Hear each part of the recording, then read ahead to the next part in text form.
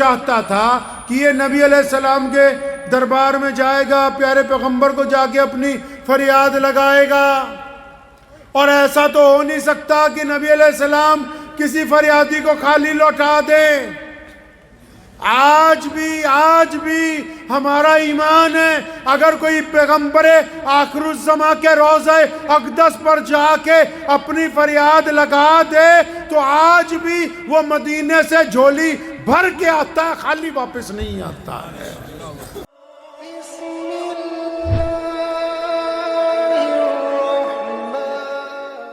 الرحمن الرحیم، شروع اللہ کے نام سے جو بڑا مہربان اور نہایت ہی رحم کرنے والا ہے۔ تمام حضرات سورہ فاتحہ اور درود پاک پڑھیے بھی۔ اعوذ باللہ من الشیطان الرجیم، بسم اللہ الرحمن الرحیم، الحمدللہ رب العالمین، الرحمن الرحیم، مالک یوم الدین، ایاک نعبد و ایاک نستعین، ایاک نعبد و ایاک نستعین، ایاک نعبد اہدنا الصراط المستقیم، صراط الذین انعمت علیہم غیر المغضوب علیہم ولا الضالین، آمین۔ درود پاک پڑھیے۔ اللہم صلی علی محمد وعلی آل محمد کما صلیت علی ابراہیم وعلی آل ابراہیم انکا حمید مجید، اللہم بارک علی محمد وعلی آل محمد کما بارکت علی ابراہیم وعلی آل ابراہیم انکا حمید مجید۔ آپ تھوڑا پیچھے، آپ بھی اٹھ جائیے۔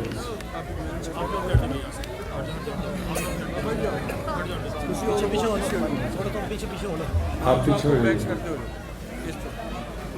تھوڑا سا پیچھے ہو جائے، ادھر جو تو اچھی بات ہے۔ ادھر آ جاؤ۔ پیچھے ہو جاؤ تو صاحب، پیچھے ہو لو، تھوڑا پیچھے کر دو، تھوڑا سا جگہ دے دیجیے، ہری جی نال نو ہو جاؤ تھوڑا سا۔ پیارے نبی حضرت محمد رسول اللہ صلی اللہ تعالیٰ علیہ وسلم کی شان اقدس میں چند اشعار خراج عقیدت کے پیش ہیں کہ ہوں لاکھوں سلام اس آقا پر، ہوں لاکھوں سلام اس آقا پر، ظلم لاکھوں جس نے توڑ دیے، دنیا کو دیا پیغام سکون، طوفانوں کے رخ موڑ دیے۔ اس محسن عالم نے دنیا میں کیا کیا نہ دیا انسانوں کو، دستور دیا، منشور دیا، نئی راہیں دی، نئے موڑ دیے۔ اور کسی نے پنجابی میں نبی علیہ السلام کو سلام پیش کیا ہے تے کہندا ہے کہ جتھے میرے حضور دے قدم لگے، جتھے مطلب جس جگہ میرے آقا کے قدم لگے، جتھے میرے حضور دے قدم لگے، اس تھاں ورگی کوئی تھاں نہیں ہو، تے جس دیاں قسماں عرش تے رب کھاوے، اس نام ورگا کوئی نا نہیں ہو، تے جیڑی میرے حضور دا منہ چومے، جیڑی میرے حضور دا منہ چومے، کہندے جتھے میرے حضور دے قدم لگے، اس تھاں ورگی کوئی تھاں نہیں ہو، تے جس دیاں قسماں عرش تے رب کھاوے، اس نا ورگا کوئی نا نہیں ہو، تے جیڑی میرے حضور دا منہ چومے، اس ماں ورگی کوئی ماں نہیں ہو۔ چلو چلیے جالیاں ہیٹھ بئیے، او دی چھاں ورگی کوئی چھاں نہیں۔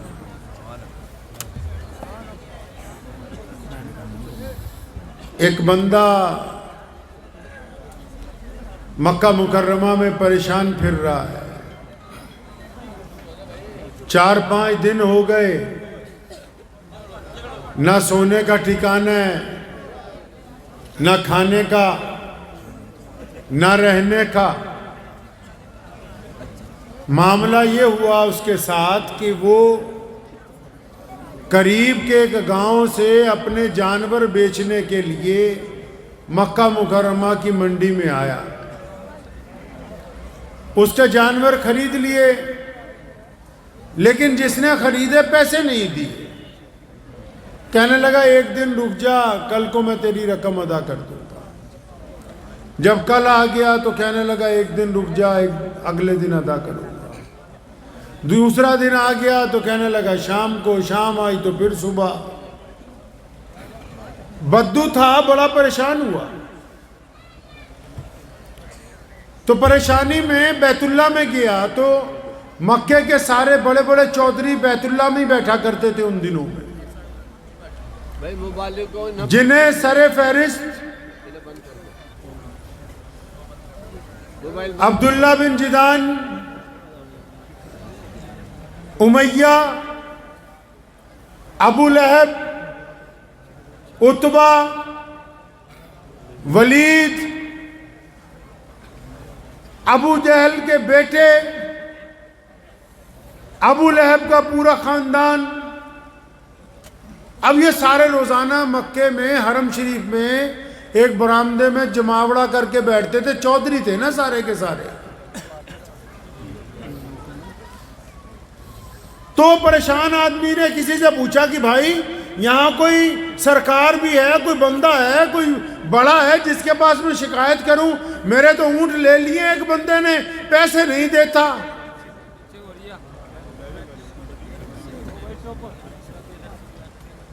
تو چنانچہ لوگوں نے کہا کہ جو بیت اللہ میں مکے کے سارے سردار جتنے بڑے چودھری ہیں وہ بیت اللہ میں بیٹھتے ہیں، تو ان کے پاس چلا جا، ساروں کا مسئلہ وہی حل کرتے ہیں، تو بھی اپنی شکایت لگا، کارروائی ہوگی۔ تو چنانچہ وہ ان لوگوں کے پاس گیا اور اس نے جا کے اپنی فریاد جب ان کے آگے رکھی تو امیہ نے اس سے پوچھا کہ پیسے تو تیرے دلوا دیں گے، لیکن ذرا یہ نام تو بتا، تو نے اونٹ بیچے کس کو ہیں، پیسے لینے کس سے تو نے؟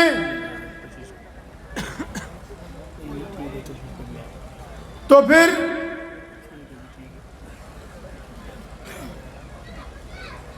جب اس بندے نے نام بتایا اس بندے کا جس سے پیسے لینے تھے تو ساری ہنسنے لگے، امیہ بھی ہنسنے لگا، ابو لہب بھی ہنسنے لگا۔ کس کا نام بتایا اس نے؟ کہنے لگا جی جس کو میں نے اونٹ بیچے ہیں اس کا نام تو ابو جہل ہے۔ اب یہ سارے ہی ہنسنے لگے، سارے کے سارے ہی۔ اب وہ بدو بڑا پریشان ہوا کہ میں تو ان کے پاس شکایت لے کے آیا ہوں، یہ تو میری پریشانی سن کے مسکرا رہے ہیں، ایک دوسرے کی طرف دیکھ دیکھ کے ہنس رہے ہیں یہ۔ تو آخر جو امیہ تھا وہاں پر بیٹھا ہوا، امیہ کو آپ لوگ نہیں جانتے لیکن اس کی پہچان میں آپ کو ایسے کروا دیتا ہوں۔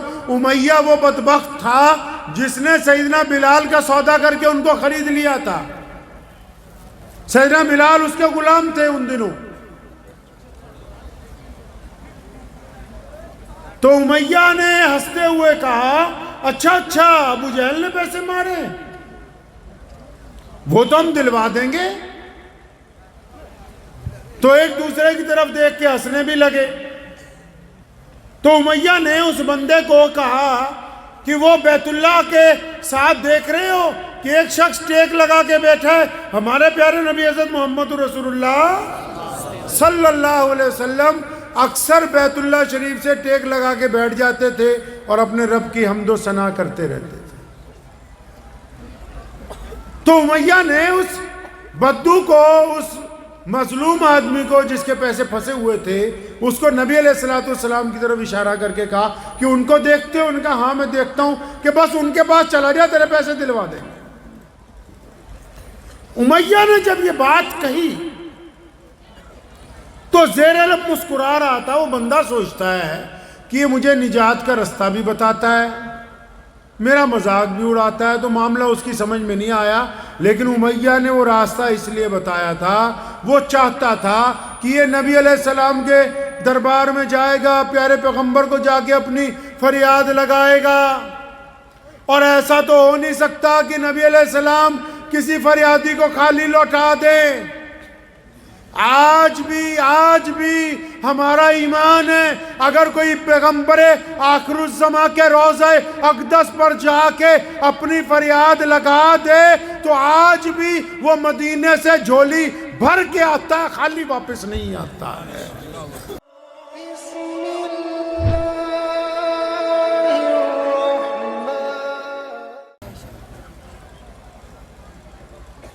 تو امیہ نے اس لیے کہا کیونکہ امیہ کا یہ ارادہ تھا کہ یہ جا کر رسول اللہ کو ابو جہل کی شکایت لگائے گا، نبی علیہ السلام اس کی شکایت پر کارروائی کریں گے، اور ابو جہل نعوذ باللہ رسول اللہ کو مارنا چاہتا ہے اور رسول اللہ کا دشمن ہے۔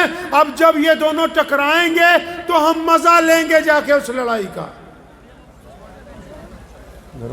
جی سہیل گرم پانی پینے کے لیے گلاس۔ اچھا ایک بات ہے، آپ سب میں ماشاءاللہ باتیں کرنے سے باز نہیں آتے تم۔ ایک تو تمہارے یہ مولانا 1 سال سے ہمارے پیچھے لگے ہوئے تھے بھی تم جیڑے آ جاؤ، تم جیڑے آ جاؤ، ہے جی 3 سال سے۔ اب جب ہم آ گئے ہیں اور اللہ ہی کے فضل سے آپ کو وہ باتیں بتانا چاہتے ہیں جو آپ نے نہ پہلے سنی ہوں، تو لیکن چپ ہونے کے لیے تم تیار نہیں کوئی بھی۔ یہ دیکھو ادھر بھی تقریر چل رہی، ادھر بھی چل رہی، اللہ اللہ کر رہے بس۔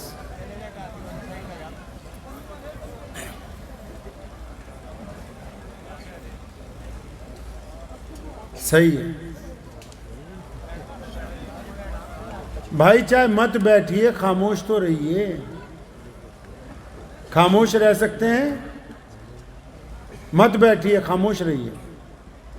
اگر تو آپ کی نیت رسول اللہ کو سننے کی ہے تب تو انشاءاللہ تعالیٰ میں سیرت النبی پہ آپ سے بات کروں گا، نہیں سننے کی ہے تو پھر کوئی اور مولوی لگاتے ہیں، لاؤ 51,000 روپے 21,000 جو 11,000 کی پہلے رسید کاٹ لو ان کی، جب تک یہ ٹھنڈے نہیں ہونے کے، تسلی نہیں ہونے کی ان کی۔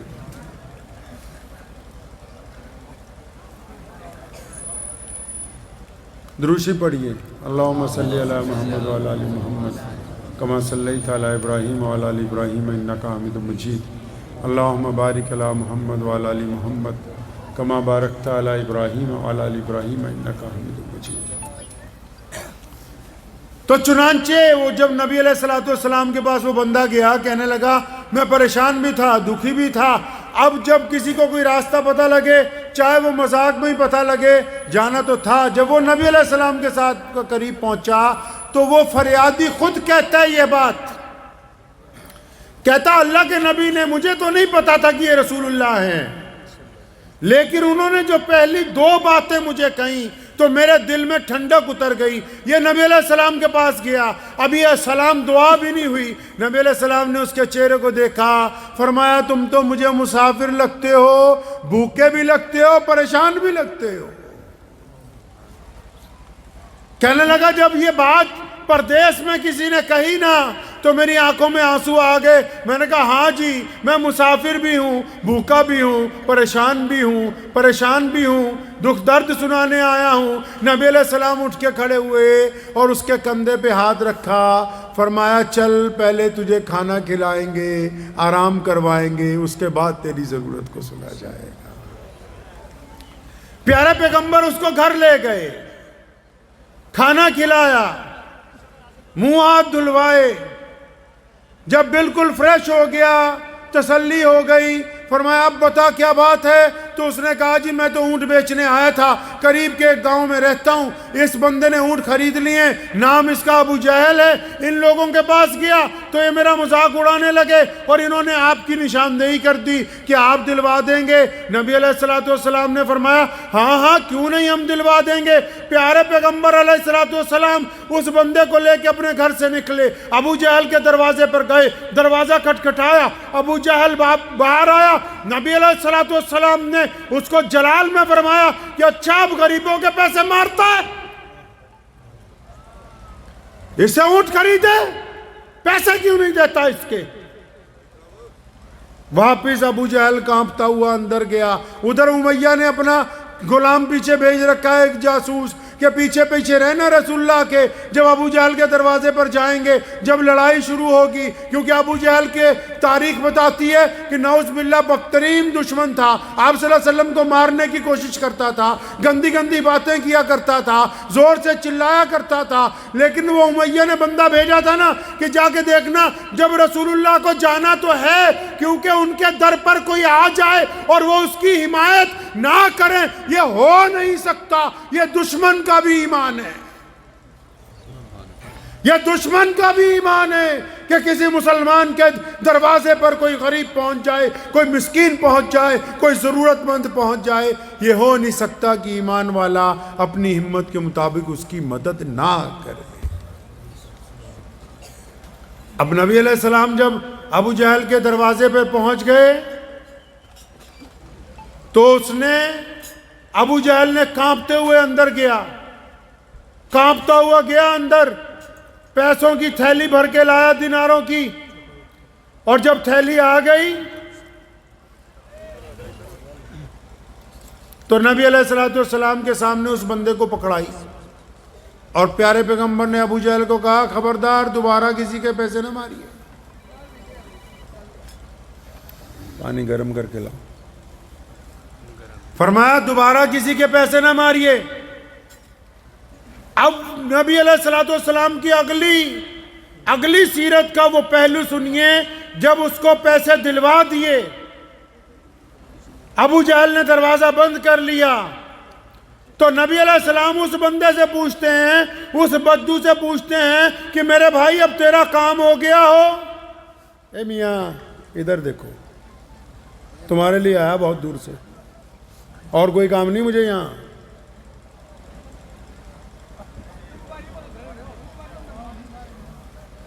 نبی علیہ السلام اس بندے کو پوچھتے ہیں کہ اچھا بھائی اب تیری اگر تسلی ہو گئی ہو تو مجھے اجازت ہے میں جاؤں، تو اپنے گھر جا. کسی شاعر نے کہا ہے نا کہ خود ہی بھیگ دیں خود ہی کہیں منگتے کا بھلا ہو. دینے والے بھی خود ہی ہیں، دعا بھی خود ہی دے رہے ہیں، اجازت بھی خود ہی چاہتے ہیں. یہاں تو اگر کوئی ہمارے پاس کام کروانے آ جائے پہلے تو ہم اس کی تاریخ ڈال دیں گے. کوئی اپنا دکھڑا سنانے آ جائے ہمارے پاس وقت ہی نہیں ہوگا. اور یہاں پیارے پیغمبر کیا کر رہے ہیں؟ پیارے پیغمبر خود جاتے ہیں. ادھر امیہ کے غلام نے جا کے بتا دیا اجی تم تو کہتے تھے کہ ابو جہل لڑ پڑے گا، ابو جہل پیسے نہیں دے گا، یہ ہوگا وہ ہوگا. اس نے تو بھیکی بلی کی طرح ساری رقم اس بدو کے ہاتھ میں پکڑا دی. امیہ پریشان ہوا. اس نے پھر عتبہ کو کہا، ولید کو کہا چلو چلیں اپنے سردار کے گھر جا کے اس کو پوچھتے ہیں کیا ہوا. سارے پہنچے. ابو جہل اندر بیٹھا ہوا کانپ رہا ہے. اور میں کیا ہو گیا؟ تو آج محمد رسول اللہ سے کیسے ڈر گیا؟ اس نے کہا چپ ہو جاؤ. وہ جب آئے، جب دروازہ کھٹکھٹایا، میں نے دروازہ کھولا تو ان کے اوپر ایک بہت بڑا اژدہا ہوا میں لہرا رہا تھا، اور میرا یقین تھا کہ آج اگر محمد کی اس بات کا انکار کر دیا تو یہ اژدہا مجھے زندے کو نگل لے گا. میں نے تو اپنی جان بچائی ہے، کہنا نہیں ماننا.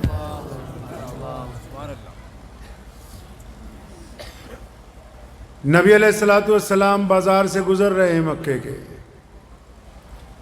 ایک گلی میں پہنچے تو دیکھا ایک بوڑھی عورت 2 گٹھریاں سامان کی باندھ کے کھڑی ہوئی ہے.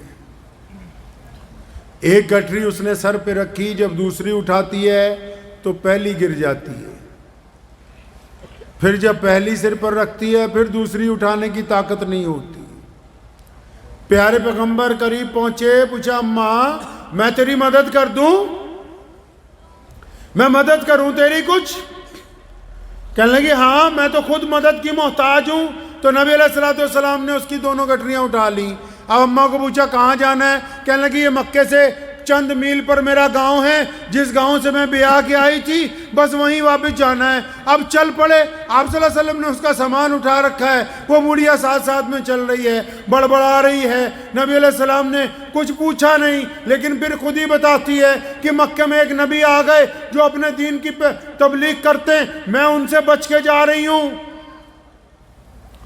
اور طرح طرح کی نعوذ باللہ باتیں جو نقل نہیں کی جا سکتی وہ بار بار دہراتی جا رہی. نبی علیہ السلام اس کی باتیں سن رہے ہیں، مسکرا رہے ہیں. اور کڑکتی دھوپ ہے، سامان اٹھا رکھا ہے. اس کے گاؤں پہنچے، اس گھر میں پہنچے، سامان زمین پر رکھا، اور رکھنے کے بعد جب چلنے لگے اماں نے پوچھا ارے بیٹا اپنا نام تو بتا کے جاؤ، تمہارا نام کیا ہے؟ قربان جاؤں محمد الرسول اللہ پہ. سن لو، دل کو تھام کے پیارے پیغمبر نے تاریخی بات کہی تھی. فرمایا اماں جی تمہارا کام ہو گیا ہے، نام میں کیا رکھا ہے؟ یہاں تو اگر اشتہار میں نام چھوٹا بڑا ہو جائے تب مسئلہ کھڑا ہو جائے گا. پیارے پیغمبر نے فرمایا अम्मा नाम में क्या रखा है? इतना कह के चल पड़े। वो पीछे आई, कहने लगी तुझे पता है मक्का उम्मुल कुर्रा है और मक्के की अजमत पूरी दुनिया में है। लोग मुझे पूछेंगे तूने मक्का क्यों छोड़ा, लेकिन मैं ये तो कह सकूंगी कि मक्के में ऐसे लोग भी हैं जो दूसरों की माओं का एहतराम करते हैं, जो बूढ़ी औरतों की मदद करते हैं। अपना नाम बता के जाओ। करीम रसूल ने फिर कहा अम्मा काम हो गया है, नाम में क्या रखा है, छोड़ दो इस बात को। और फिर नबी अलैहिस्सलातु वस्सलाम चल पड़े। आपके यहां गर्म का मतलब पता नहीं ठंडा होता है। तो नबी अलैहिस्सलातु वस्सलाम चल पड़े। तो उस अम्मा ने फिर नबी अलैहिस्सलातु वस्सलाम की चादर मुबारक को एक नुक्कड़ से पकड़ा, कहने लगी नहीं नहीं मुझे अपना नाम बता के जाओ। तब करीम रसूल पलटे और फरमाया अम्मा तू जानती है सारे रास्ते तू जिसकी बुराइयां करते आई, सारे रास्ते जिसको बुरा भला कहा, सारे रास्ते जिसकी वजह से मक्का छोड़ने की बातें की हैं, मैं वही मोहम्मद रसूलुल्लाह हूं। और अम्मा को जब ये पता लगा तो उसने तारीखी बात कही, कहने लगी तुम सच कहते हो। मुझे जितने लोग मिले उन सब ने कहा था कि अगर कोई मोहम्मद को मिल ले तो फिर वो उन्हीं का हो जाता है। मैं गवाही देती हूँ खुदा की कसम, मैं तो तुझसे मिलके आज से तेरे दीन की पैरवी करने वालों में शामिल हो गई।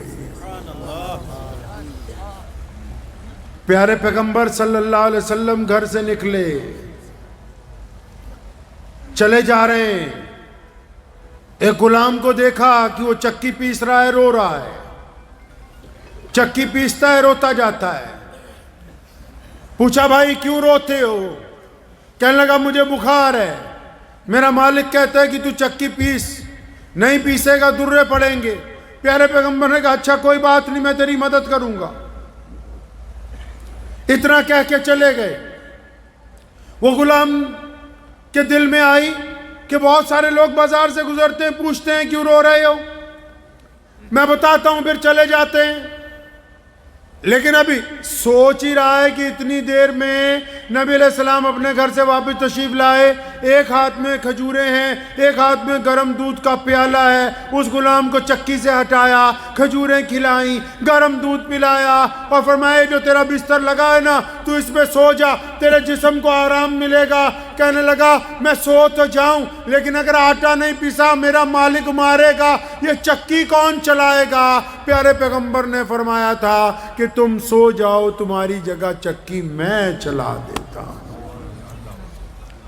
और फिर नबी अलैहिस्सलाम ने एक दिन नहीं 3-4 दिन लगातार, जब तक वो गुलाम सेहतमंद नहीं हो गया, अच्छा भला नहीं हो गया वो, तब तक नबी अलैहिस्सलातु वस्सलाम उसके लिए ये मेहनत करते रहे। और उस गुलाम को आज दुनिया अपने ताजदार के तौर पर जानती है, उस गुलाम को आज दुनिया मुअज्जिन रसूल के नाम पर जानती है। वो गुलाम प्यारे नबी अलैहिस्सलातु वस्सलाम के सबसे लाडले सहाबी हज़रत सैयदना बिलाल हबशी रज़ियल्लाहु ताला फरमाते हैं मेरी इतनी खिदमत की रसूलुल्लाह ने, इसलिए नहीं की कि बिलाल को कलमा पढ़ाना था, उस बुढ़िया का सामान इसलिए नहीं उठाया कि उसे कलमा पढ़ाना था, ये इसलिए खिदमत की कि वो एक इंसानियत के नाते जमीन में धंस रहे थे और मुहम्मदुर रसूलुल्लाह कायनात में आए ही दबे कुचले हुए लोगों को इज्जतें बांटने थे। और जब उनको ये पता लगा कि ये मुहम्मदुर रसूलुल्लाह है तो उन्होंने अपना दामन नबूवत के दामन के साथ वाबस्ता कर लिया। प्यारे पैगंबर पहुंचे मदीने, मदीने पहुंचे प्यारे पैगंबर, और हज़रत बिलाल और अबू हुरैरा को कहा एक दिन सुबह सुबह कि कुछ इमरजेंसी है, किसी से ज़रूरी मिलना है, तो तुम दोनों तैयार रहना, हम लोग फजर के फौरन बाद कहीं जाएंगे। अब दोनों तैयार हैं। फजर के बाद नबी अलैहिस्सलाम निकले, चंद गलियों से गुजरे तो देखा कि एक बूढ़ी औरत एक गली की नुक्कड़ पर खड़ी हुई रो रही है। प्यारे पैगंबर सल्लल्लाहु अलैहि वसल्लम ने पूछा, हज़रत अबू हुरैरा से इसकी इस औरत को पूछो ये रोती क्यों है? ابھی وہ پوچھنے گئے، ادھر بلال کہتے ہیں یا رسول اللہ آپ تو کہتے تھے بڑی ایمرجنسی ہے، بڑے ضروری کام سے جانا ہے، یہ عورت رو رہی ہے، آپ نے ابو ہریرہ کو اس کی تیمارداری پر پوچھنے پہ لگا دیا، ہمیں ضروری کام سے نہیں جانا۔ فرمایا بلال جانا تو ضروری کام سے تھا، لیکن اب اس عورت کے آنسو پوچھنے سے زیادہ کوئی ضروری کام نہیں، اس روتی ہوئی کی خبر گیری سے زیادہ کوئی ضروری کام نہیں۔ نبی علیہ الصلوۃ والسلام بات کر رہے ہیں، اتنے میں حضرت ابو ہریرہ نے کہا یا رسول اللہ یہ کسی یہودی عورت کی غلام ہے، یہ تیل لینے کے لیے آئی تھی، اس کا برتن گر گیا، تیل زمین پر جذب ہو گیا، اب یہ کہتی کہ میں واپس جاؤں گی، مالکن مارے گی۔ نبی علیہ السلام نے بلال کو کہا فوراً گھر جاؤ، برتن لاؤ، تیل لاؤ، تاکہ ہم اس کو دے دیں اس کو۔ ہاں اب ہو گیا گرم، تو فرمایا اس کو تیل دے دیں۔ اب یہاں پر ایک مسئلہ سمجھ لو، ہم فتووں والے مولوی تو نہیں ہیں، لیکن یہ بہت ضروری مسئلہ آج سمجھ لیجئے آپ لوگ، کیونکہ یہ بیماری پائی جاتی ہے بھارت کے مسلمانوں میں۔ اگر رسول اللہ چاہتے بلال کو گھر نہیں بھیجتے، زمین کو کہتے تیل واپس دے، دیتی کہ نہیں دیتی؟ اور بولو زمین کو کہتے تیل واپس دے، دیتی کہ نہیں دیتی؟ دے دیتی نا۔ لیکن بلال کو گھر کیوں بھیجا؟ کہ پہلے تو تمہیں بھی سمجھانا تھا کہ قیامت تک کوئی مظلوم غریب آ جائے تو کرامت کا انتظار نہیں کرنا، جو تمہارے پاس ہوگا اس میں سے اس کو دینا ہے۔ اب سمجھو ایک بدو آیا رسول اللہ کے پاس، بدو سمجھتے ہو دیہاتی اجڑ۔ ہمارے پیر حضرت مولانا شاہ عبد القادر صاحب رائے پوری رحمۃ اللہ علیہ، منشی عتیق شاہ صاحب بیٹھے ہوئے ہیں، تو ہمارے دادا محترم رئیس الاحرار حضرت مولانا حبیب الرحمن لدھیانوی رحمۃ اللہ علیہ ان سے بیعت تھے۔ تو شاہ صاحب رحمۃ اللہ علیہ کے پاس مولوی آیا کرتے تھے سارے۔ شاہ جی عام لوگوں کے پیر نہیں تھے، بڑے بڑے مولوی، شیخ زکریا رحمۃ اللہ علیہ، قاری طیب صاحب محتمم دارالعلوم دیوبند، مولانا علی میاں ندوی محتمم ندوۃ العلماء، عطا اللہ شاہ بخاری، رئیس الاحرار مولانا حبیب الرحمن لدھیانوی، امام الہند مولانا ابوالکلام آزاد، بڑے بڑے لوگ۔ حضرت شاہ عبد القادر صاحب رائے پوری رحمۃ اللہ علیہ کے مرید تھے، بڑے بڑے لوگ، شاہ مسعود صاحب بیٹ والے۔ تو ایک دیہاتی آیا، تو حضرت مولویوں کو روز پوچھتے تھے بھائی کیسے آئے، آتے تھے بیعت ہونے کے لیے، اب کبھی پوچھنا اجی کیسے آئے، اجی ویسے ہی آیا حضرت۔ ایک دن وضو فرما رہے تھے، ایک دیہاتی آیا، تو وضو کر رہے تھے، قریبی میں آ کے بیٹھ گیا حضرت کے، تو حضرت نے پوچھا ہاں بھائی کیسے آیا، اس نے سلام کیا نا السلام علیکم، وعلیکم السلام، کیسے آیا بھائی؟ جی میں آیا تو تھا تھارے سے بیعت ہونے کے لیے، پر سنا تو نخری بہت کرے۔ تو حضرت نے وضو کرنا بند کر دیا، اس کے ہاتھ اپنے ہاتھوں میں لیے، تو اس کو بیعت کر لیا، پہلے اس کو بیعت کے کلمات پڑھائے اور اس کو اپنا مرید بنا لیا۔ اور جب بیعت کیا تو اس نے اپنے گیجے میں سے کھجوریں نکالی، کہنے لگا جی کھجوریں بھی لایا تھا، میں نے سوچا تھا تھارے کو کھلاؤں گا۔ تو حضرت نے ایک کھجور کھائی، اچھی لگی، جب دوسری کھائی تو بہت اچھی تھی، ابھی تیسری اٹھانی تو کہا ساری کھا جاوے کو چھوٹے گا بھی، گھر پہ بھی تو لے کے جانی تبرک کے لیے۔ تو حضرت نے پھر اپنے بیان میں علماء کو کہا کہ بھائی میں تم سے روز پوچھتا ہوں، 6 مہینے گزر جاتے، بھائی کیسے آئے، کس کام سے آئے، تم کہتے حضرت ویسے ہی آئے، تم اپنا مدعا ہی نہیں بیان کر سکتے۔ یہ ایک سادہ بندہ تھا، دیہاتی آدمی تھا، اس کو 2 کام تھے، ایک بیعت ہونا تھا اور دوسرا مجھے کھجوریں کھلانی تھی۔ اس نے 2 منٹ میں دونوں ہی کام کیا اور وہ اللہ کے فضل سے اپنے گھر واپس چلا۔ تو عرض تو میں کر رہا تھا کہ ایک دیہاتی نبی علیہ السلام کے پاس آیا، تو اس نے آ کے کہا یا رسول اللہ سنا میں کہ آپ اللہ کے نبی ہیں؟ نبی علیہ السلام فرمایا کرتے تھے ہاں میں اللہ کا سچا نبی ہوں۔ کہنے لگا جی میں تب مانوں گا جب وہ درخت جو ہے وہ وہاں سے آ کے آپ اس کو بلائیں اور وہ آ کے کہے آپ کو کہ آپ اللہ کے نبی ہیں۔ نبی کریم صلی اللہ علیہ وسلم نے فرمایا اچھا اب ہم اس درخت کو یہاں بلائیں، تم جا کر کیوں نہیں کہہ دیتے اس درخت کو کہ تمہیں رسول اللہ بلا رہے ہیں؟ اس دیہاتی نے جا کے درخت کو کہا تجھے رسول اللہ بلا رہے ہیں۔ درخت اپنی جڑوں سمیت نکلا، گھسڑتا ہوا نبی علیہ السلام کے پاس آیا، اللہ کے اذن سے رسول اللہ کو سلام پیش کیا، رسول اللہ کو سلام پیش کیا، پھر اللہ کے حکم سے واپس گیا۔ مفسرین نے لکھا ہے کہ واپس اس لیے اللہ نے بھیجا کہ کوئی یہ نہ کہہ دے کہ آندھی سے اڑ کر کے آ گیا تھا، اور زمین کے جس حصے میں سے جن ذروں میں سے جو جڑ نکلی تھی انہی میں واپس پیوست کی گئی، تاکہ دنیا کو یہ پتہ ہو کہ یہ محمد الرسول اللہ کی اللہ کے ہاں عظمت کیا ہے۔ تو رسول اللہ چاہتے تو تیل واپس لے لیتے نہیں۔ یہ قصہ آپ کو اس لیے سنائے دونوں کہ نبی کی عظمت کیا ہے یہ ایک نبی بتا سکتا ہے۔ کون سا مولوی کتنا دھاکڑ ہے اندر سے وہ ایک مولوی بتائے گا، ڈاکٹر کون کتنا قابل ہے وہ ایک ڈاکٹر بتائے گا، انجینئر کون کتنا قابل ہے وہ ایک انجینئر بتائے گا، افسر کون کتنا قابل ہے وہ ایک افسر بتائے گا، ذمہ دار کون سا کامیاب ہے وہ دوسرا ذمہ دار ہی بتا سکتا ہے۔ تو یہ اختیار کس نے دے دیا لوگوں کو کہ وہ بیٹھ کے باتیں کرتے پھرے کہ نعوذ باللہ رسول اللہ کے پاس علم غیب تھا کہ نہیں تھا؟ یہ اختیار کسی کو اللہ نے نہیں دیا۔ جو لوگ رسول اللہ کی ذات کو لے کے کسی محلے میں، گلی میں، مدرسے میں، اسٹیج پر اگر بحث کریں کبھی تو ان سے بدترین مخلوق کائنات میں کوئی ہو نہیں سکتی۔ کیوں؟ اللہ جانتے ہیں رسول اللہ کی عظمت کیا ہے، نبی کی عظمت نبی جانتا ہے، اور رسول اللہ کے بعد کوئی نبی آیا نہیں، تبھی تو رسول اللہ کی عظمت صرف اللہ نے بیان کی۔ قرآن میں کبھی رحمت للعالمین کہا، کبھی طٰہٰ کہا، کبھی یاسین کہا، کبھی مدثر کہا، کبھی خاتم النبیین کہا۔ اللہ ہی جانتے ہیں، بندوں کو یہ اختیار نہیں دیا گیا کہ وہ نبی کی ذات کو بحث کا موضوع بنائے۔ ہر کام اپنی اوقات کے حساب سے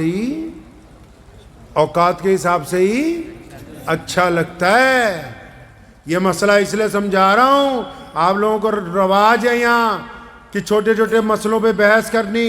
رسول اللہ کی عظمت اتنی بلند ہے کہ اگر ان کی شان کو لے کر کوئی ترازو لے کے بیٹھ جائے تو وہ ترازو اٹھانے والا اسلام سے خارج ہے، وہ اس کو کوئی اختیار نہیں کسی کو۔ میرے نبی کی ذات شروع سے لے کر جب کائنات بنی نہیں تھی اور انتہا تک جب تک کائنات وجود میں ہے، ان کی ذات سب سے اعلیٰ ہے، سب سے عرفہ ہے، اس ذات کو لے کر بحث ہو ہی نہیں سکتی ہے۔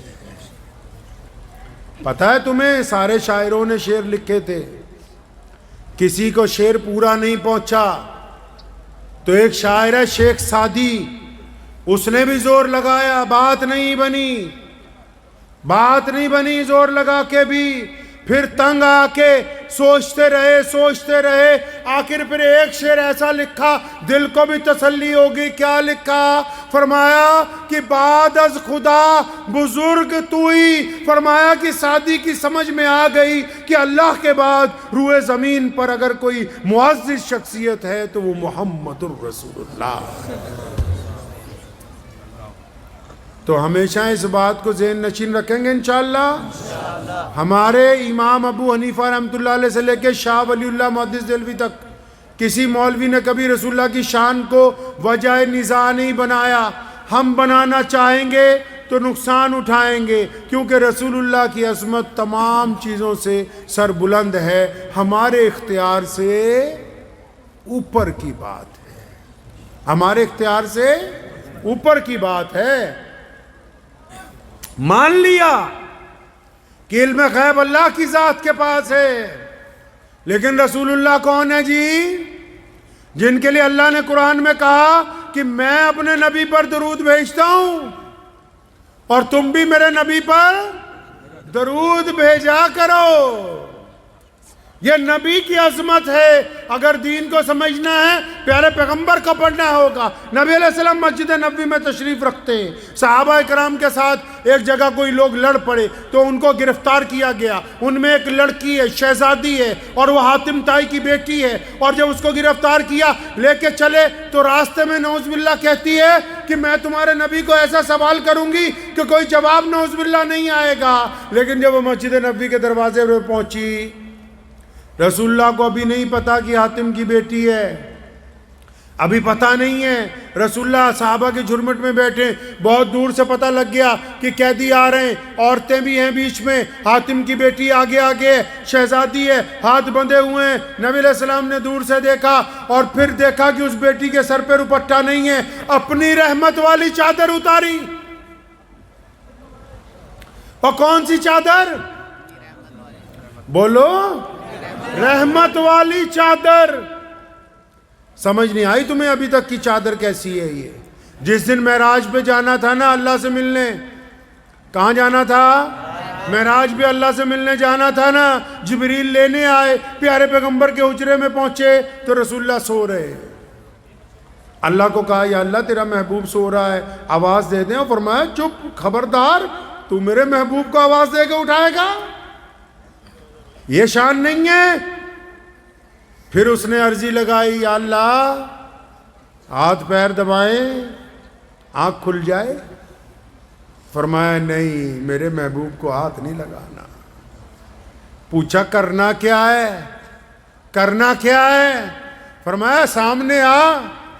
پیروں کی طرف جب آ گیا فرمایا جبریل اپنے دونوں ہونٹ پیارے پیغمبر کے تلووں کے ساتھ لگاؤ تاکہ ان کی ٹھنڈک سے ان کی آنکھ کھل جائے. جس نبی کے تلووں کو جبریل چومنا عزت کی بات سمجھتے ہو, اس چادر کو چومنا جبریل عزت کی بات سمجھتے ہو, وہ چادر رسول اللہ نے اتاری اس بیٹی کے سر پر دینے کے لیے. اور جب صحابی کو پکڑائی نا تو کئی صحابہ نے فوراً مشورہ دیا آہستہ سے, ادب سے, یا رسول اللہ دشمن کی بیٹی ہے, میدان جنگ سے پکڑ کے لائی گئی ہے, دشمن کی بیٹی ہے, آپ اپنی چادر رہنے دیں, ہم اپنی چادر دے دیتے ہیں. نبی علیہ السلام نے ناراضگی کا اظہار فرمایا اور گھور کے کہا, فرمایا سن لو, آج تو کہہ دیا کہ سامنے آنے والی دشمن کی بیٹی ہے, چادر میری ہی جائے گی, کیونکہ یہ تمہیں میں بتا دوں آج کے بعد کہ بیٹی بیٹی ہوتی ہے, چاہے وہ اپنی ہو یا پھر دشمن کی. نبی علیہ السلام خطبہ دے رہے ہیں مسجد نبوی میں. ایک بوڑھی عورت سامنے سے آئی, دروازے میں داخل ہونے لگی. آپ صلی اللہ علیہ وسلم اپنے ممبر سے اترے, سیدھا اس عورت کے پاس. دیکھنے میں کسی امیر گھر کی نہیں لگتی, کپڑے بھی بہت زیادہ قیمتی نہیں. پیارے پیغمبر نے جا کے سلام کیا. اس عورت نے آپ صلی اللہ علیہ وسلم کے کندھے مبارک پر ہاتھ رکھا, پوچھا بیٹا کیا حال ہے؟ پیارے پیغمبر کی آنکھوں میں آنسو آئے. اماں جی میں ٹھیک ہوں, اب آپ کو دیکھ لیا اور اچھا ہو گیا, آپ آئیے. اور نبی علیہ السلام نے آواز لگائی, ابو بکر کو بلاؤ, بلاؤ بلال کو, عمر کو بلاؤ, عثمان اور علی کو بلاؤ, ابو عبیدہ بن جراح کو بلاؤ, ابن ولید کو بلاؤ. یا رسول اللہ اتنی خوشی کس بات کی ہے؟ وہ فرمایا مجھ سے ملنے میری ماں آئی ہے. بھائی ماں بھی کون سی؟ جس نے جنم نہیں دیا, صرف دودھ پلایا ہے. ماں کون سی؟ جنم نہیں دیا, دودھ پلایا ہے. پیارے پیغمبر نے اپنی ماں کی عظمت بتانے کے لیے کہ ماں کی عظمت کیا ہوتی ہے پھر اپنی رحمت والی چادر اتاری اور پھر اس مسند پر بچھائی اور ماں کو وہاں بٹھایا ہے. اور ادھر جب حاتم طائی کی بیٹی کے سر پر رسول اللہ کی چادر ڈالی گئی تو وہ رونے لگی. پیارے پیغمبر کے پاس جب پہنچی کہنے لگی یا رسول اللہ میں تو یہ سمجھتی تھی کہ آپ دنیا فتح کرنے آئے ہیں, لیکن آپ کے اس رویے نے یہ ثابت کر دیا آپ زمین کے نہیں, آپ تو لوگوں کے دلوں کے بادشاہ بن کر تشریف لائے. رسول اللہ نے اس کے ہاتھ کھلوائے, فرمایا تیرے باپ سے اللہ راضی تھا؟ حاتم طائی سے اللہ راضی تھا. اللہ راضی کیوں تھا؟ کیونکہ بہت لوگوں کو پیسے بانٹتا تھا, خیرات دیتا تھا. کیا چاہتی ہے؟ فرمایا یا رسول اللہ میرے ساتھ جتنے لوگ آئیں سب کو رہا کر دیں. سب کو رہا کر دیا.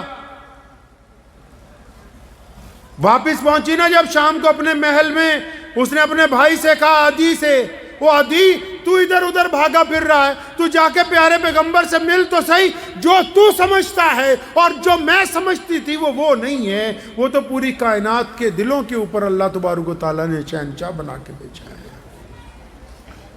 اب وہ عدی نے کیا کہا تھا، وہ بھی شہزادہ تھا نا وہ بھی۔ اب عدی نے کیا کہا اپنی بہن کو، کہنے لگا ٹھیک ہے تو مل آئی ہے، ایمان لے آئی ہے، لیکن میں جاؤں گا تو پہلے ان کا محل دیکھوں گا، رہن سہن دیکھوں گا، پھر فیصلہ کروں گا کہ ان کے ہاتھ پر بیعت ہونی ہے یا نہیں ہونی۔ عدی کہتے ہیں کہ جب میں پہنچا رسول اللہ صلی اللہ علیہ وسلم کو ملنے ایک دن، اس واقعے کے کئی دنوں کے بعد نبی علیہ السلام مسجد نبوی میں تشریف رکھتے تھے، مجھے دیکھا، دیکھتے ہی کہنے لگے اوے عدی آ جا، تیرا انتظار تھا۔ ٹھیک ہے علم غیب نہیں ہے، لیکن اللہ نے اپنے نبی کو جس موقع پر جیسی ضرورت تھی ان میں سب سے اعلیٰ رکھا ہے۔ بدر کی رات کو صحابہ کو ساتھ لے کر رسول اللہ نے میدان میں چکر لگا کے بتا دیا تھا کہ ابو جہل کہاں گرنے والا ہے، عتبہ کہاں گرے گا، امیہ کہاں گرنے والا ہے۔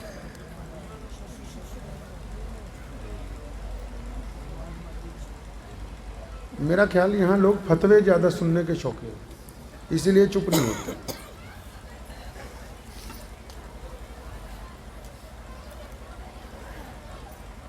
تو نبی علیہ السلام نے عدی کو جب کہا نا آجا عدی یار تیرا ہی انتظار تھا، فرماتے میں گھبرا گیا کہ نبی علیہ السلام میرا نام بھی جانتے، ابھی آ کر بیٹھے ہی تھا، چند باتیں ہوئی، ہاتھ پکڑا، فرمایا عدی چل تیرے ساتھ گھر پہ چل کے بات ہوگی۔ نبی علیہ السلام گھر کے لیے نکلے، راستے میں ایک سدری عورت، کملے لوگ ہوتے ہیں نا گاؤں دیہات میں، ایک آدھا بچہ کملا ہوتا ہے، ارے دیکھے نہیں آپ نے بھائی، سدرے لوگ ہوتے ہیں نہیں، ہوتے ہیں نا۔ اب کبھی یہ بھی سوچا یہ ہوتے کیسے ہیں، یہ سدرے کیوں پیدا ہو جاتے پتہ ہے؟ شادی کے بعد جس گھر میں جس بہو کو حمل ٹھہرنے کے بعد صبح شام تانے دو گے، بدتمیزی کرو گے، اس کے پیٹ میں پلنے والے بچے کے ذہن پر اس کا اثر ہو جاتا ہے۔ یہ اللہ کی طرف سے نہیں، یہ ہماری غلطیاں ہیں۔ تو نبی علیہ السلام جب نکلے، ایک سدری عورت بھاگتی ہوئی آ گئی، یا رسول اللہ رک جائیں میری بات سنیں، یا رسول اللہ رک جائیں میری بات سنیں، اور وہ عدی تو شہزادہ ہے، حاتم طائی کا بیٹا ہے۔ نبی علیہ السلام رک گئے، اس عورت کے قریب آئی کہ یا رسول اللہ آپ سے ذرا الگ بات کرنی تھی، فرمایا چلو الگ کر لیتے ہیں۔ سننے لگے، کہنے لگے یا رسول اللہ یہاں نہیں، تھوڑا سائیڈ پہ آ جاؤ۔ سائیڈ پہ ہو گئے، نبی علیہ السلام کو کہنے لگی یا رسول اللہ ریت پر بیٹھ جاتے ہیں، میں بھی اور آپ بھی، پیارے پیغمبر اس کے ساتھ زمین پر بیٹھ گئے۔ نبی علیہ السلام زمین پر تشریف فرمائے، اب اس نے اپنی فریاد لگائی یا رسول اللہ یہ جتنے مکے میں چھوٹے چھوٹے بچے ہیں نا، یہ کئی بار مجھے چھیڑتے ہیں، میرے پیچھے بھاگتے ہیں، مجھے پتھر مارتے ہیں، آپ حکم جاری فرما دیں کہ آج کے بعد مجھے چھیڑے کوئی نہ۔ پیارے پیغمبر نے اسی وقت حکم جاری کیا کہ آج کے بعد اس کو کوئی چھیڑے نہیں۔ پھر اس نے باتیں شروع کی ادھر ادھر کی، جو سدرے لوگ ہوتے ہیں، کبھی آپ نے کبھی شاید ان کے پاس وقت نہیں لگایا، لیکن ان کے پاس وقت لگانا بھی پیارے نبی علیہ السلام کی سنت ہے۔ ادھر ادھر کی باتیں کرنے لگی، جب زیادہ دیر ہو گئی نا باتیں کرتے کی، اچانک کہنے لگی اچھا یا رسول اللہ آپ کو تو دیر ہو گئی، اب میں چلتی ہوں۔ کیا فرمایا پیارے پیغمبر نے؟ فرمایا اگر دوبارہ ضرورت پڑے پھر آ جانا، میں تیری بات سننے کے لیے تیار ہوں۔ نبی علیہ السلام سے جب عورت مل کے گئی، صحابہ نے ادب سے عرض کیا تھا کان میں یا رسول اللہ یہ عورت تو سدری ہے، مطلب اس کا دماغ چلا ہوا ہے۔ کریم رسول نے فرمایا تھا مجھے بھی پتا ہے یہ سدری ہے، سارا مدینہ اس کی نہیں سنتا، اگر میں بھی نہیں سنوں گا تو کون سنے گا؟ ساری دنیا اگر سدروں کی نہیں سنتی، یہ مسلمان بھی نہیں سنیں گے، کوئی ایمان والا بھی نہیں سنے گا۔ پیارے پیغمبر حضرت محمد الرسول اللہ صلی اللہ تعالی علیہ وسلم ایک جنگ کے موقع پر خیمے میں موجود ہیں. ایک عورت نے باہر آ کے صحابہ کے نیزے ہٹا دیا کہ پیچھے ہٹو, میں تمہارے نبی کی بہن ہوں. اندر پیغام پہنچایا گیا, یا رسول اللہ آپ کی بہن آ گئی. فرمایا میں تو سیدہ آمنہ کا اکیلا ہی بیٹا ہوں, میری تو کوئی بہن نہیں تھی. فرمایا نہیں حضرت, وہ اپنے آپ کا نام ہانی بتاتی ہے اور کہتی میں رسول اللہ کی بہن ہوں. شیما اپنا نام شیما بتاتی ہے, کہنے لگی کہ میں رسول اللہ کی بہن ہوں. فرمایا ہاں وہ میری رضائی بہن ہے, ہم نے ایک ہی ماں کا دودھ پیا. اس کو فوراً جب لایا گیا نبی علیہ السلام کے سامنے آئی, بوڑھی ہو چکی ہے, حضور صلی اللہ علیہ وسلم سے 25-30 سال بڑی تھی. نبی علیہ السلام نے اپنی بہن کا کھڑے ہو کر استقبال کیا تاکہ ان کو بتا دے کہ جب بہن گھر پہ آ جائے تو اس کا استقبال کھڑے ہو کر کیا جاتا ہے. تو بہن کو پوچھا کیسے آئی, کہنے لگی کچھ قیدی ہمارے قبیلے کے آ گئے, یہ چندہ کرتے پھر رہے تھے کہ جزیہ دے کے چھڑوانا ہے. میں نے کہا پیارے پیغمبر میرے بھائی ہیں, وہ مجھے لے جاؤ. فرمایا صحیح تو کہا کہ بہنیں بھائیوں کے گھر سے خالی واپس نہیں جایا کرتی. یہ تو تو بیوی سے مشورہ کرنے لگتا ہے نا کہ اسے 200 روپے دے یا 100 دے دے. نبی علیہ السلام نے اپنی بہن کو جتنے ساتھ میں قیدی تھے سب کو سواریاں دی, سب کو کپڑے دیے, سب کو کھانے کا سامان دیا, سب کو درہم و دینار دیے گئے, اور اپنی بہن کو پیشکش کی کہ شیما تو بہت بوڑھی ہو گئی, اگر مدینے میں میرے ساتھ رہنا چاہتی ہے تو چل میں تیری خدمت کے لیے تیار ہوں, اپنے گھر کے اندر رکھوں گا. پیارے پیغمبر حضرت محمد الرسول اللہ تو صلی اللہ علیہ وسلم صلی اللہ علیہ وسلم پیارے پیغمبر صلی اللہ تعالی علیہ وسلم نے ایک دن ایک بوڑھی عورت مسجد نبوی میں آ گئی. نبی علیہ السلام دوپہر کو آرام کر رہے تھے. آرام کرتے کرتے ابھی اس کی آواز سنی, اٹھ گئے, باہر نکلے, اس سے ملے, گھر میں لائے, کپڑے منگوائے, جوڑے نئے منگوائے, اس کے لیے سب کچھ دیا. پیارے پیغمبر صلی اللہ علیہ وسلم نے اس کو, حضرت امی عائشہ نے پوچھا یا رسول اللہ بڑی مہربانی ہے اس بوڑھی کے اوپر, کون ہے؟ فرمایا یہ خدیجہ کی سہیلی ہے, ہماری پہلی جو ماں تھی امی خدیجۃ الکبریٰ کی, اور ہمیں یہ سکھا دیا کہ اگر تمہاری ماؤں کے بعد ان کی کوئی دوست کوئی سہیلی بھی ملنے آ جائے تو اس کا بھی احترام اسی طرح کرنا جس طرح اس کی زندگی میں ہوتا ہوا ہے. اچھا میں تو کہا ابھی ٹائم شروع ہوا, چلو خیر. آپ لوگوں کو خیر یہ سیرت کے واقعات سنانے کا مقصد یہ ہے کہ ہماری عزت کا راستہ نبی علیہ السلام کی زندگی کے اوپر ہے. اس کو پڑھیں گے تو دین سمجھ آئے گا, نہیں پڑھیں گے تو دین سمجھ. اب ہم لوگ دین سے کتنا دور ہیں یہ بھی سنتے جاؤ. شاہ جی بیٹھے ہوئے ہیں, عتیق الرحمان صاحب, بڑی ذمہ داری سے بتا رہا ہوں ان کی موجودگی میں, ہم کتنا دور ہے دین سے سمجھ لو. میں سہارنپور پڑھنے آیا حضرت مولانا مفتی مظفر حسین صاحب مفتی اعظم رحمۃ اللہ علیہ کے پاس جب, تو ہمارے ہاں تو پنجاب میں نکتہ چینی اللہ کا شکر ہے بہت کم ہے, اتنی نہیں ہوتی. تو میں جا رہا تھا تو مجھے ایک ملا جی نے روکا, اب ادھر آ. میں ہاں جی, یہ تورا پاجامہ نیچے ہے اسے اونچا کر لیتے. تو میں کہا بھائی اس میں مسئلہ کیا؟ تو کہنے لگا اگر یہ نیچے ہوگا تو تم جہنم میں جاؤ گے. صحیح ہے بات کہ نہیں؟ بولو بھائی. کھانا کھایا آپ لوگوں نے؟ ہاں جی بھائی کھاؤ گے ابھی؟ ہاں گھبراؤ نہیں, گوشت کھلائیں گے. جو میں پہلے مسئلہ پوچھنا چاہ رہا, ماشاءاللہ تم تو ساری مفتی, یہ پائجامہ اگر ٹخنوں سے نیچا ہوگا تو کہاں جائیں گے؟ بولو. اور اگر اونچا ہوا تو جنت میں. اب جب میں گھر پہنچا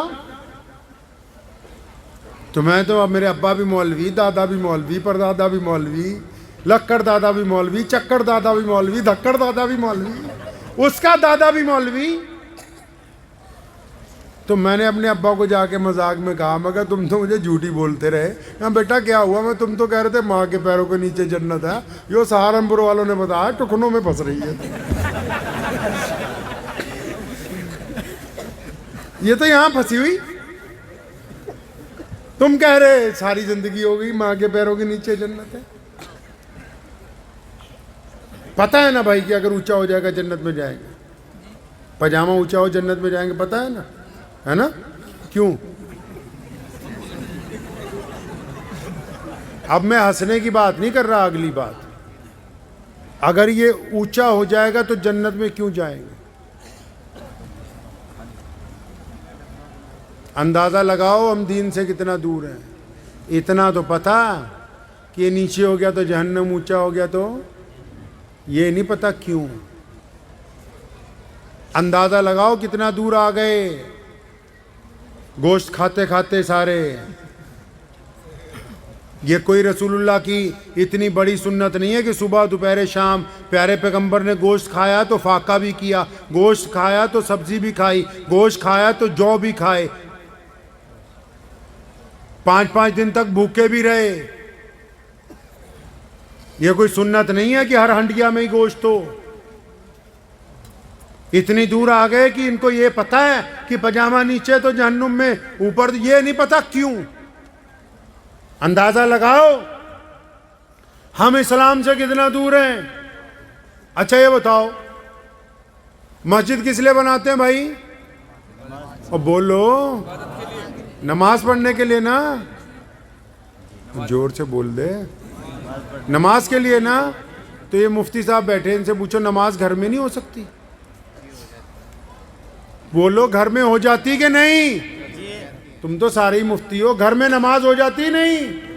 ہو جاتی ہے نا. تو 5 نمازیں فرض ہے نا, فجر ظہر عصر مغرب عشاء. تو ان سے بڑی نماز ہے تہجد کی. تہجد میں اذان ہوتی ہے؟ بولتے رہو زور سے اگر جلدی کھانا کھانا تو. تہجد میں اذان ہوتی ہے؟ امام چاہیے؟ بولو امام چاہیے تہجد میں؟ نہیں چاہیے. جماعت ہوتی تہجد میں؟ جو طاقتور نماز ہے نہ اس میں امام چاہیے, نہ جماعت چاہیے, نہ اذان چاہیے. ان 5 نمازوں کے لیے اتنا بڑا جگاڑ کیوں لگا رکھا؟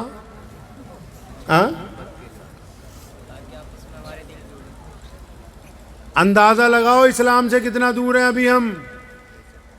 اور بتاؤں نماز کیوں پڑھتے ہیں ہم پتہ ہے؟ کیا نام ہے آپ کا؟ نماز کیوں پڑھتے ہیں؟ ہاں, اللہ کا حکم ہے. آپ نماز کیوں پڑھتے ہو؟ ہاں, فرض ہے. آپ نماز کیوں پڑھتے ہو؟ آپ نماز کیوں پڑھتے ہو؟ بولو. باقی سارا بھی تم ہی جیسے, ٹینشن نہ لو تم. اندازہ لگاؤ 5 وقت نماز پڑھ رہے ہو 70 سال سے, یہی نہیں پتا تمہیں کہ ابھی نماز کیوں پڑھ رہے ہو. یہ تو ابھی سیمپل پیش کر رہا ہوں میں, باقی دین کا تو پتہ نہیں کیا کچھ کر رکھا ہے ہم نے. اپنے ہاتھ سے اسلام کا بیڑا گرک کیا. اور بتاؤں, ایک جگہ سے میں گزرا آپ ہی کے صوبے میں, تو مجھے کچھ لوگوں نے روکا. آج سے 5-7 سال پہلے کی بات ہے. میرے والد محترم مولانا حبیب الرحمان لدھیانوی رحمۃ اللہ علیہ موجود تھے اس وقت دنیا میں. تو مجھے انہوں نے روکا اور چند سپاہیوں کو دیکھ کے میرے پاس کچھ مسلمان آئے. اجی حضرت نماز پڑھنے رکے ہو مسجد میں, تو پتہ ہے آپ نائب امام ہو, کچھ بتا دو. تو میں نے ان سب کو بلایا اپنے پاس. میں کہا بتانے کا ٹائم تو نہیں ہے, ایک بات پوچھنا ضرور چاہتا ہوں, تمہیں بھی پوچھ لیتا ہوں, ریکارڈ چاہے ہو جائے کوئی بات نہیں. تو میں نے ان سے یہ کہا کہ یہ بتاؤ, یہاں دل پہ ہاتھ رکھ کے بولو, دل پہ ہاتھ رکھ لو ذرا. میں کہا یہ بتاؤ, مجھ سے فتوے نہ پوچھو, یہ بتاؤ کہ تمہارے استنجے خانے میں جو بیڑیوں کے ٹکڑے پڑے ہیں, یہ کسی حکومت نے تمہیں کہا ہے کہ مسجد میں آ کے تم نشہ کیا کرو؟ سارا دن ایک وبیلا ہی ہے کہ فلاں نے یہ کر دیا, فلاں. ہم خود کیا کر رہے ہیں؟ ہم نے اپنا معیار کتنا نیچے گرایا ہے؟ ہم نے اپنے پیر پر کتنی کلاڑیاں ماری ہیں؟ بار بار شکست ہو رہی ہو, اگر بار بار ناکامی ہو رہی ہو, تو اس کا مطلب یہ نہیں ہے کہ بھائی ہم میں کوئی خرابی نہیں. اس کا مطلب یہی ہے کہ ساری خرابی ہم میں موجود ہے. سنو, پیارے پیغمبر نے کہا کہ پاجامہ ٹکنوں سے اونچا رکھو, اور اس کو اونچا ہی رکھنا پڑے گا کیونکہ یہ رسول اللہ نے کروایا ہے. لیکن جس دن یہ کہا تھا کہ اس کو اونچا کرو, بلال حضرت ابوبکر صدیق دوڑے دوڑے آئے, یا رسول اللہ میرا اچانک کئی بار ڈھلک جاتا ہے. اور فرمایا ابوبکر تو کیوں فکر کرتا ہے, یا رسول اللہ کن کے لیے کہہ دیا؟ کہا تو سب کے لیے۔ یا رسول اللہ کیوں کہا؟ فرمایا ابو بکر یہ پاجامہ اس لیے اونچا کروایا کہ جو لوگ پاجامہ نیچا کر کے لمبے لمبے کپڑے پہن کے اور لمبی لمبی ڈینگیں ہانکتے ہیں اور ماں باپ کو سلام کا جواب نہیں دیتے، غریب کی طرف نہیں دیکھتے، سڑک پر آ کر کے چلتے ہیں، میں نے یہ کپڑا اس لیے اونچا کروایا کہ ان کے اندر عاجزی آ جائے، گردن جھک جائے، گردن جھک جائے۔ اب ایک بندہ ہو میرے جیسا مولوی، پاجامہ بھی ٹخنوں سے اونچا ہو اور اپنے باپ کو سلام نہ کرتا ہو، ماں کی عزت نہ کرتا ہو، بیوی کے منہ پہ تھپڑ مارتا ہو، بچوں سے غنڈہ گردی کرتا ہو، پڑوسیوں سے اس کی بنتی نہ ہو، 5 وقت بھی نماز پڑھتا ہو، اب یہ کمبخت پاجامہ ٹخنوں کی بجائے گھٹنوں پہ بھی کر لے تب بھی شریعت کو اس سے کچھ لینا دینا نہیں۔ مسئلے کی روح قتل کر دی نا۔ نماز کی فرضیت قرآن پاک میں آئی، کہیں نہیں کہا کہ نماز پڑھو، ہر جگہ اللہ نے کہا نماز کو قائم کرو۔ کیوں قائم کرو؟ کیونکہ قرآن نے واضح طور پر نماز کی فرضیت کے حکم میں یہ بات کہی کہ نماز اللہ کی عبادت کے لیے نہیں، نماز اس لیے تاکہ تم گندی باتیں کرنی چھوڑ دو، اچھی باتیں کرنے لگو، نماز اس لیے تاکہ تم یتیموں کی خبر گیری کرنے لگو، نماز اس لیے تاکہ تم متقی بنو، اللہ کو اچھے لوگوں کی ضرورت ہے۔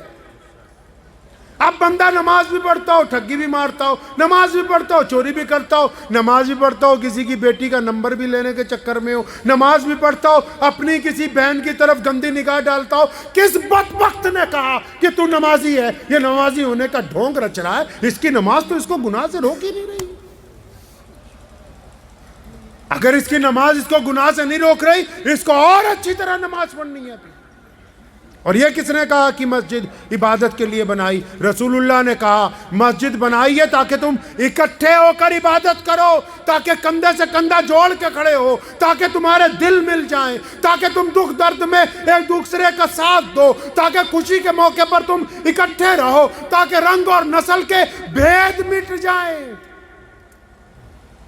اگر مسجد میں جا کے بھی یہ پتہ نہیں ہے کہ میرا کون سا ساتھی دکھی ہے، پریشان حال ہے، تو پھر جماعت ابھی اپنے مقام تک نہیں پہنچی ہے۔ تو ایسی باتیں اگر کرتے رہیں گے میرا خیال صبح ہو جائے گی۔ عرض آپ سے بس چھوٹی سی یہ کرنی ہے کہ جب بھی کبھی دین کی مجلس میں جائیں تو یہ سمجھ کے جائیں کہ کچھ لینے جا رہے ہیں۔ یہ جو مدرسے کو دے جاؤ گے یہ کوئی بڑی بات نہیں، آخرت میں مل جائے گا۔ اپنے لیے لینے جا رہے ہیں، اور اب تبدیلی لانی ہے اپنے اندر۔ لائیں گے تبدیلی انشاءاللہ؟ کاہے کی تبدیلی؟ نبی علیہ السلام کی ایک سنت اپنانی ہے، اور نماز بھی پڑھنی ہے، ایک اور سنت اپنانی۔ وہ سنت کیا ہے؟ پیارے پیغمبر چاہتے ہیں کہ جب بھی میرا امتی سوچے تو اچھا سوچے۔ کیسا سوچے جی؟ اچھا سوچے۔ جب بھی بولے تو اچھا بولے، جب دیکھے تو اچھا دیکھے۔ ہم کیا کرتے ہیں؟ 10 آدمی بیٹھے ہوتے ہیں، 2 اٹھ کے چلے جاتے ہیں تو 8 پتہ کیا کہے؟ اجی وہ 2 تو ٹھگ ہے۔ اور جب 3 اور چلے جائے تو 5 کہتے ہیں یہ بھی 3 جو گئے نا یہ بھی بے ایمان ہے۔ اب جب ان 5 میں سے پیچھے 3 اور چلے جائیں تو باقی 2 کہتے ہیں یہ ان سے بڑے کمینے تھے یار۔ یہ ہماری نظریہ بن گیا ہے، اس کو بدلنا ہے۔ پیارے پیغمبر کی سنت ہے، آپ نے فرمایا کہ بدگمانی کفر ہے۔ اچھا سوچنا ہے اپنے بھائیوں کے متعلق، ماں باپ کے متعلق، بیوی کے متعلق، پڑوسی کے متعلق، ہندو سکھ دوستوں کے متعلق، غیر مسلم بھائیوں کے متعلق۔ جب بھی امید لگانی ہے اچھی لگانی، برا نہیں سوچنا۔ رسول اللہ چاہتے ہیں کہ ہم مثبت سوچیں، پازیٹیو سوچیں۔ سوچیں گے پازیٹیو انشاءاللہ؟ اگر آپ پازیٹیو سوچیں گے حالات تبدیل ہوں گے، اللہ تعالیٰ آپ کو عزت عطا فرمائیں گے۔ اگر آپ نیگیٹو سوچیں گے، کیونکہ رسول اللہ نے کہا نا، اللہ نے کہا کہ میں بندے کے گمان کے ساتھ ہوں۔ آپ چاہتے ہیں کہ اچھا ہو تو پھر اچھا ہوگا، آپ چاہتے ہیں کہ میرے ساتھ برا ہونے والا ہے تو برے اسباب آ جائیں گے۔ اس لیے اپنی نیت کو درست رکھنا، کریں گے انشاءاللہ؟ دعا کیجئے اللہ تعالیٰ مجھے بھی آپ سب کو بھی